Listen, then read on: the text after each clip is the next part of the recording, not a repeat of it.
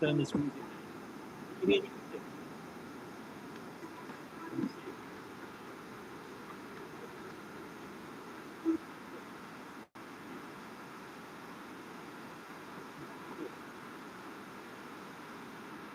Right. SBC, go for it, my friends. So, Turkey Waleed 2691. I'm in my garage. I'm all ears. Fire away with your question on the SBC. That is your sensor brake control for your Mercedes. For those who don't drive a Mercedes, what's your question there?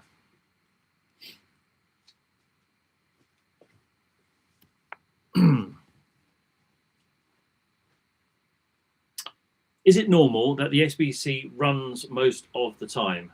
No, it shouldn't do. When you say the SBC, you are referring to the sort of growl that you get in the front of the engine next to the ABS pump. If you let me know. Let's have a look and see.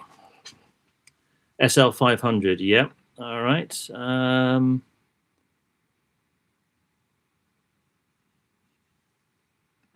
Yeah, I mean, it should. Usually when I start the car, it will make a little grumble and a growl. And then as I'm driving along, I don't hear it come on. It's usually when it needs to charge up and do its thing.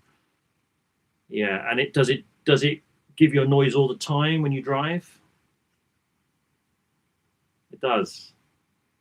So you can hear that grumble all the time. It's sort of as if when you first start the car, you hear that grrr at the front of the car.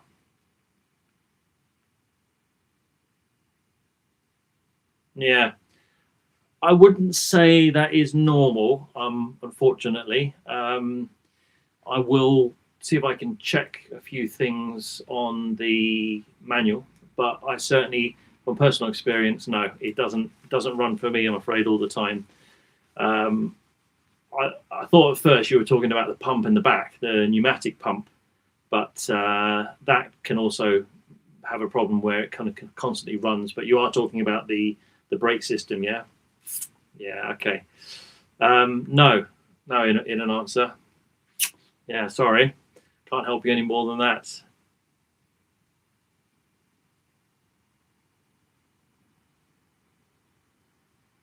Yeah.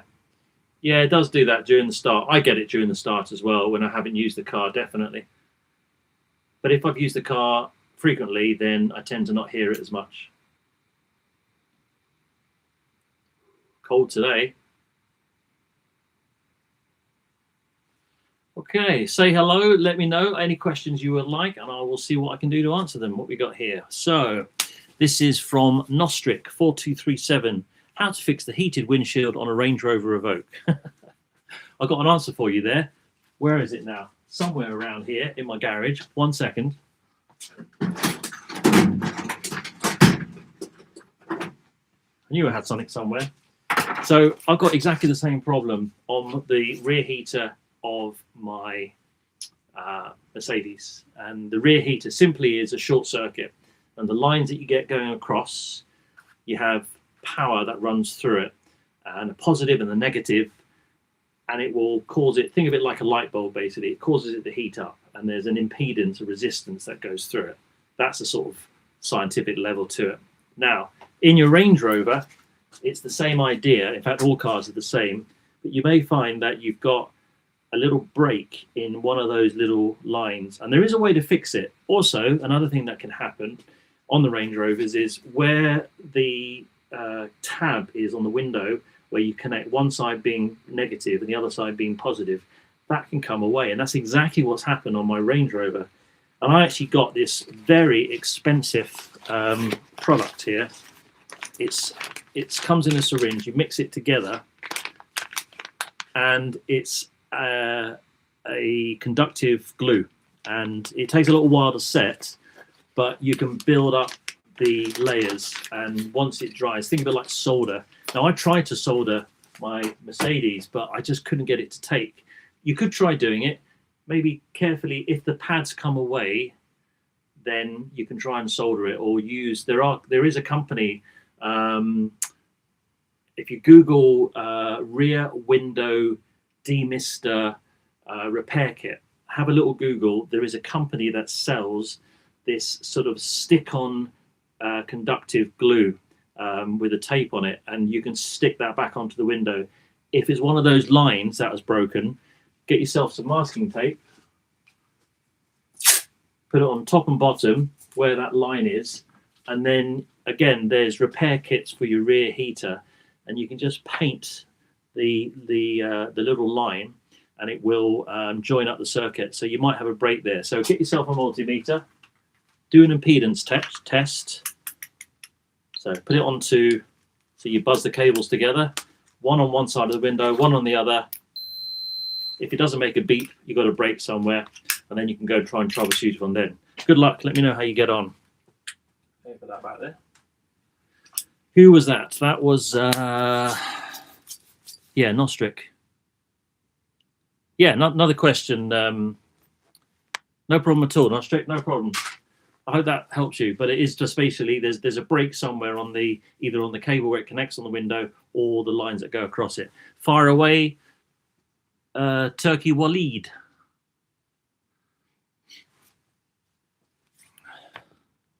Need to get a seat, freezing. Also, I did a review on a diesel heater. I'm going to bring it in my garage actually because it'd be nice and warm in here if I'm doing these live streams. This is only like the 4th one I've done, by the way, so excuse the crudeness of it all. Hope you can see and hear me okay. I'm going to move this little camera around there. There we are. Evening, DPN Naxton. Yes. What was the question, Turka Waleed, that you wanted to ask? I'll wait for that to pop up. Good evening. What's the car that you drive, Mr. Naxton, DPN Naxton? Just while he's typing, just while he's doing that, I've just done a video. I don't know if you've seen it. Do let me know if you have, on a Mercedes steering wheel, and it's actually sitting underneath my laptop right now. And I haven't put it out there yet, but I thought I'd do this live stream because I'm going to tell you that I decided to do something a little bit different with it. So he drops the camera. Here is my Mercedes steering wheel. Let me just move things around. Hopefully you can still get a good shot there. Can you still see me? Good. Right, now, in here, I was actually going to send this. I was going to sell it. I packaged it all up and everything, bubble wrap, ready to go. And I decided, why am I bothering selling this? It's 22 years old, this steering wheel, and I literally overhauled it only last week, and it came up so well. It really did. I smoothed it all down with some sandpaper. It's like glass on the top there now. I've replaced my steering wheel, so I don't need this. And I did it with a sort of generic Mercedes grey using a dye by Scratch Doctor. Not affiliated, I just happened to buy it off eBay. But boy, did it take so well. Really pleased with it. And I thought to myself, right, instead of me selling this, it's been done nice with 3 coats. It's lovely and smooth now, and it really does look like an almost brand new steering wheel. I'm going to give it away. So for those members out there, there's a link below if you want to become one. I'm just doing a video, but I might as well re-say it now, is that if it's in the UK, unfortunately I can't send it overseas, but when I do the video and place it out there, I'll say on the video, if you pop a little comment down in the comments section of what you specifically like about your Mercedes SL. This is off a Mercedes SL R230, and whichever one I think I agree with the most, then it's yours, and I'll send it out. So that's coming up.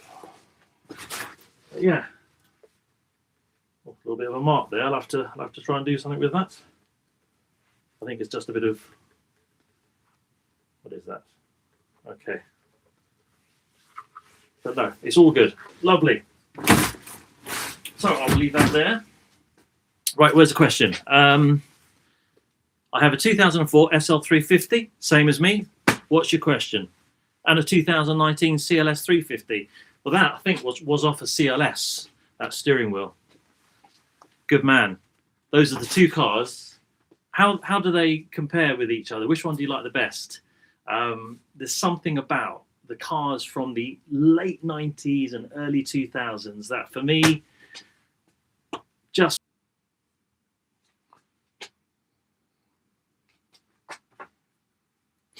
oops, I'm so sorry. My battery ran out on my camera. Hopefully people are still there. Oh, thank you for hanging on. I thought I plugged in my camera and it should, I was working now, it's charging. I can see it's charging. For some reason I didn't push the cable in and I thought it was charging as I was using it. Anyway, sorry, I managed to switch the battery over. Somehow you boys are still there. Thank you. We're back to where were we? Question. Yeah, CLS and Mercedes, as I was saying. Those cars for me, late 90s, early 2000s, before the days of all the buttons and the sophistication and all the rest. And when you think about our cars, Mercedes SLs, they had heated and cooling seats, 3 different settings on it, every single adjustment you could want.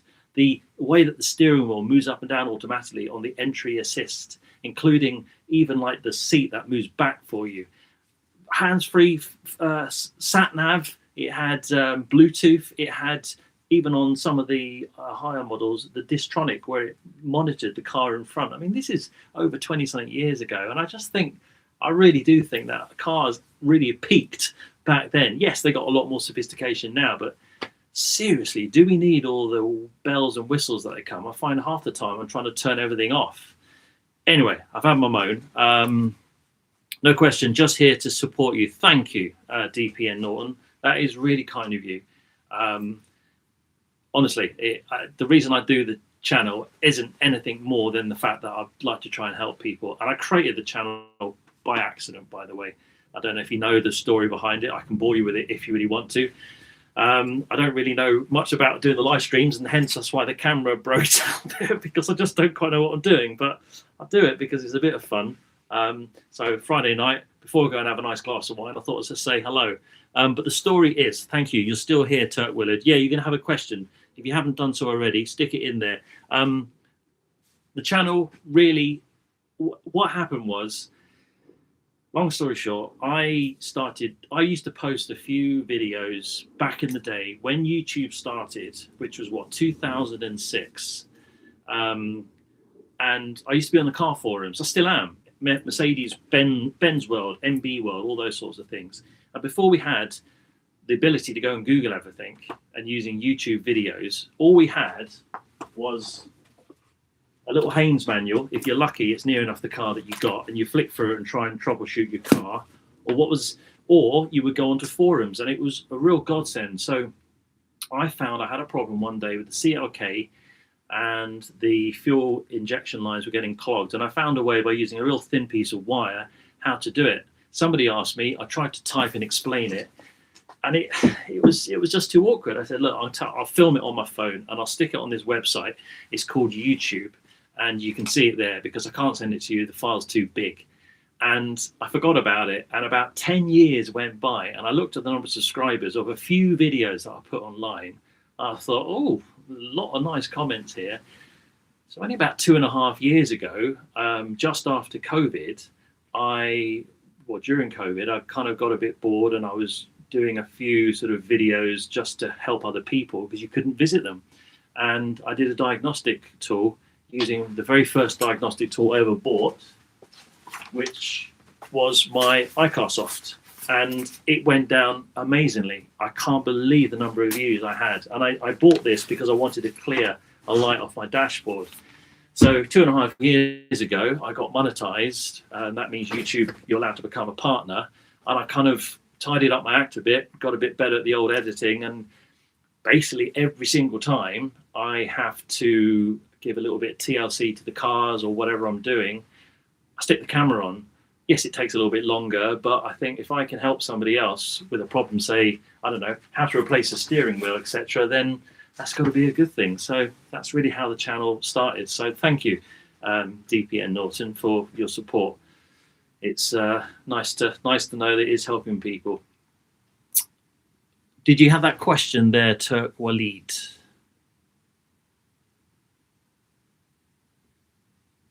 Two completely different vehicles, are they? Right, how are they different? Going back to DPN Norton. And just while you're answering that, let me go back to one guy called, if you're there still, Halves 1392.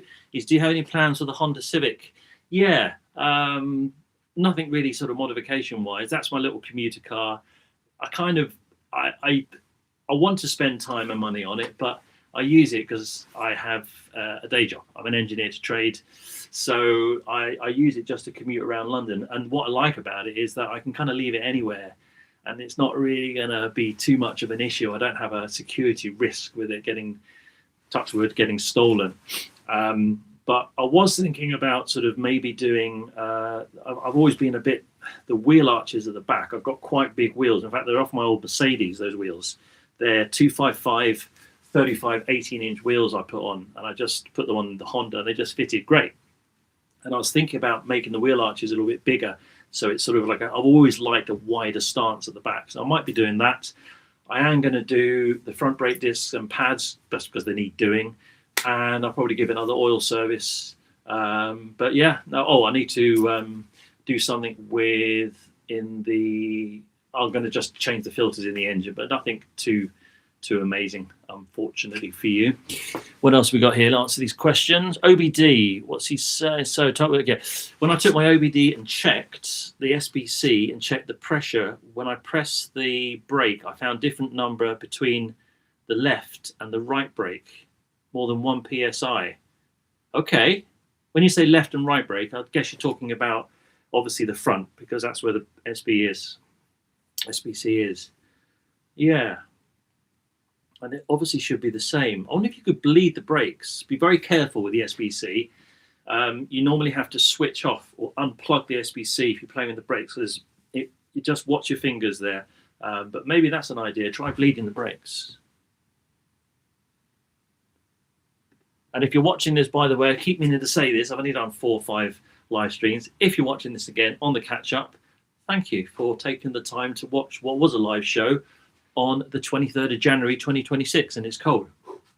Funny thing, you made me buy the leather, the Launch Creeder 2, but also the custom FitCam X. Yes, custom FitCam X. This one here. It's good, isn't it? This was a real stealth product. It just blends away. And I actually had to get the memory card out the other day because it's my wife's car and she was driving it, and somebody gave a little bit of abuse and shouting back at her. So I had a look at the footage just to make sure everything was all right. And sure enough, it was there in HD. Really good product, that.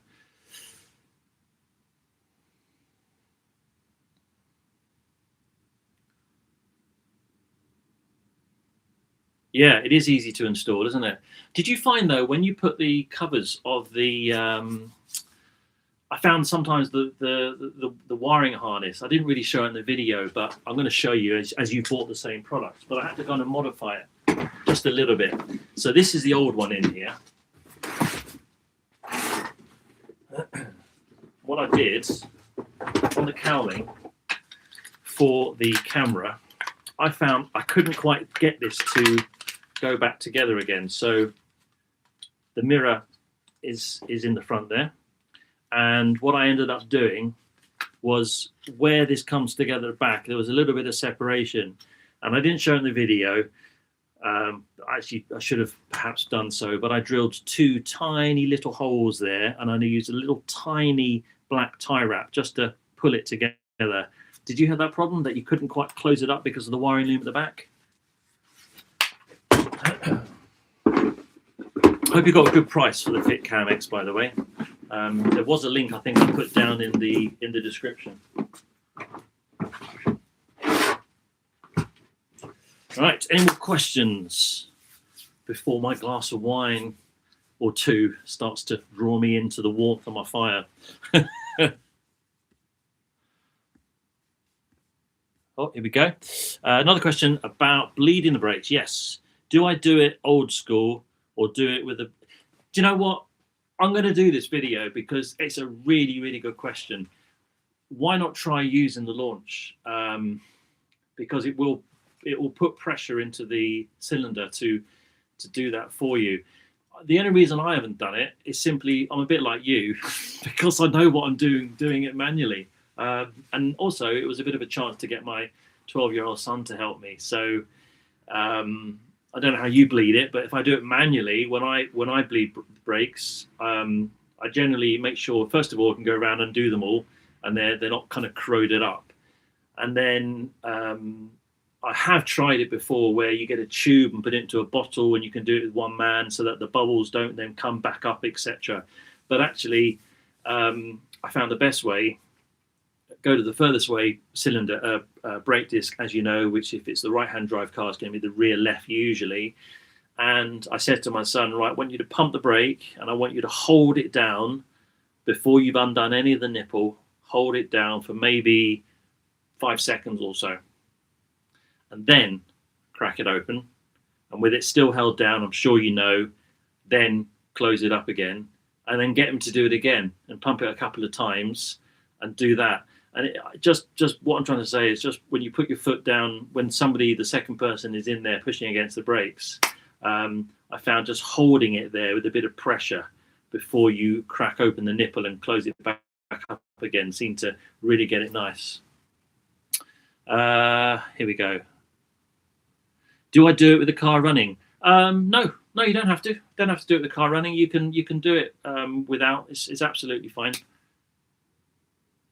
I had a little problem fitting the cables, yeah, but I had a different model. The model I had, this is going back to the Fit Cam. It's a really decent dash cam that's hidden behind the mirror. It's in the existing. They make a cowling that to suit any other car you've got, maybe BMW or whatever, and you would never know there's a webcam, a dash cam there.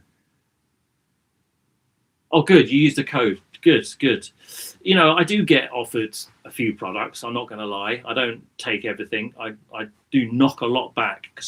Now, people said to me the other day, somebody was saying, do I want a lawnmower? And I thought, well, is it because I fixed the lawnmower, I bought one cheap and I put it on the channel and it didn't do too badly, but it's not the sort of subject I do, but it isn't around engines. But, you know, I don't want to take something and then say it's good when it's not. If I generally don't think something's good, then I will say so on the review. And yeah, most of the products I get, I've got a lot of diagnostic tools.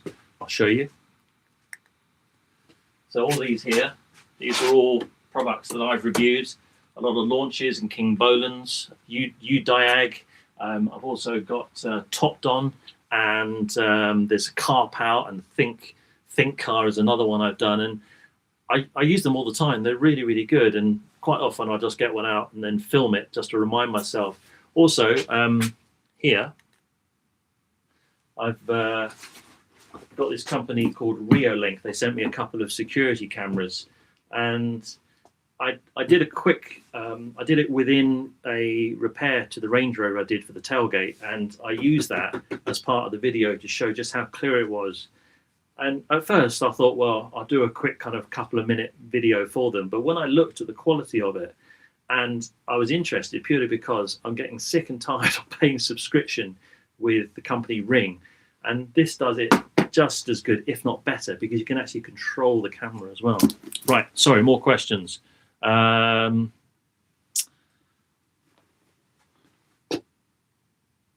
a little problem fitting the K. Okay. Nice. You got the launch OBD bi-directional. Yeah. So which one did you get? I'll just move my camera back. Sorry about that. Which launch did you get there?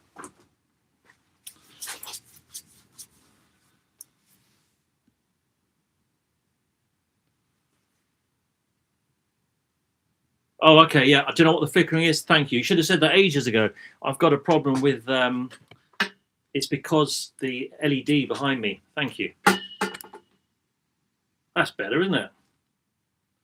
Yeah, the flickering is because the camera frame rate and the LED light, I need to change that. So let's see if I can change the light. Hold on.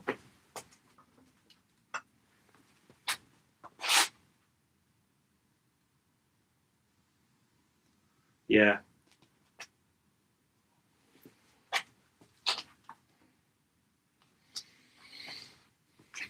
I need to go into my settings on the camera. Hold on.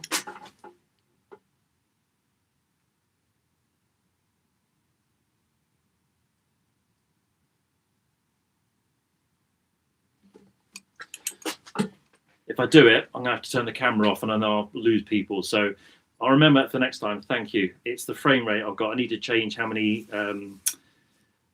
the frequency so that it's different to the light. Yeah. Okay. Well, look, how long have we been on? That's nearly half an hour. It is Friday. I don't expect you all to be kind of watching me standing in my cold garage. So I think we'll wrap that up, unless you've got any other questions. Let's have a little scroll down. There's a few people here. But it's been really enjoyable talking to you. And as I mentioned before, there is another video coming up very, very soon on this Mercedes steering wheel, which I'm going to give to anybody who's a member. I'm going to put the details in that video on what I'm looking for, which is really, what do you like about your Mercedes SL the most? And just lastly, there is some other videos coming out. I'm going to do how you can reset a Range Rover service light with and without diagnostic tool. And there's going to be another one, exactly the same thing, but with the Mercedes, because it's quite different. And the menus on the diagnostic tool aren't that obvious on what to do, but you can do it without diagnostic tool as well. So you've got two options. And what other videos have I filmed recently? Oh, I've done a nice POV video. That's point of view. Love doing those. I've done them initially because my daughter was learning to drive. She drives really well now, has been doing for a few months. And I sort of did a quick one on things to look out for when driving in bad weather. But I did another one on how to basically drive at a little bit more of a pace, but making sure that you keep within your lane. Especially in the UK, we've got quite narrow roads and they can get quite fast. So that's coming out as well. Right. Thank you so much. Have a good night. Thank you very much, Turk Walid. It's luck, Turk Walid. Great talking to everybody as well. Thanks for the questions. Good luck, and I'll see you on YouTube. Bye for now.